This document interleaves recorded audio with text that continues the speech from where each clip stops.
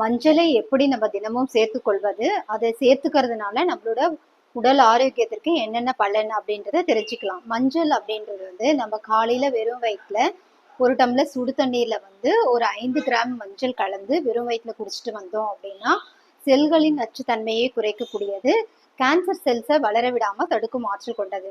அதாவது காலையில வெறும் வயிற்றுல ஒரு 30 டேஸ்லேருந்து 40 டேஸ் வரைக்கும் இது வெறும் வயிற்றுல குடிச்சிட்டு வரலாம், இந்த மஞ்சள் வெதுவெதுப்பான தண்ணீரை. அதே மாதிரி பல்களில் வந்து மஞ்சள் கரை ஏற்படும் அவங்களுக்கு வந்து இந்த மஞ்சள் தூளோட ப்ளஸ் வந்து இந்துப்பை வந்து மிக்ஸ் பண்ணிட்டு கடுகு எண்ணெயும் மிக்ஸ் பண்ணிட்டு நம்ம ஒரு பேஸ்ட் மாதிரி பண்ணிட்டு அதை வந்து நம்ம டூத் பேஸ்டா யூஸ் பண்ணிட்டு வந்தோம் அப்படின்னா மஞ்சள் கரை வந்து பற்களிலேயே நீங்கக்கூடியது. அதே மாதிரி மஞ்சள் வந்து நம்மளோட வாய் துர்நாற்றத்திற்கு மஞ்சள் கிழங்கை வந்து நம்ம சுட்டு அதை பொடியாக்கி அதை கூட இந்துப்பு சேர்த்து அதையும் ஒரு பல் துலக்கும் பவுடரா நம்ம யூஸ் பண்ணிட்டு வந்தோம் அப்படின்னா நம்மளோட வாய் துர்நாற்றம் நன்றாகவே குறையும். அது மட்டும் இல்லாம மஞ்சள் வந்து நம்மளோட ஈறுகளினோட இரத்த கசிவு ஏற்படுவதையும் படிப்படியா குறையும். மஞ்சள் வந்து ஒரு கிருமி நாசினியா பற்களில் இருக்கிற அந்த கிருமிகளை அழிக்கக்கூடிய தன்மை கொண்டது.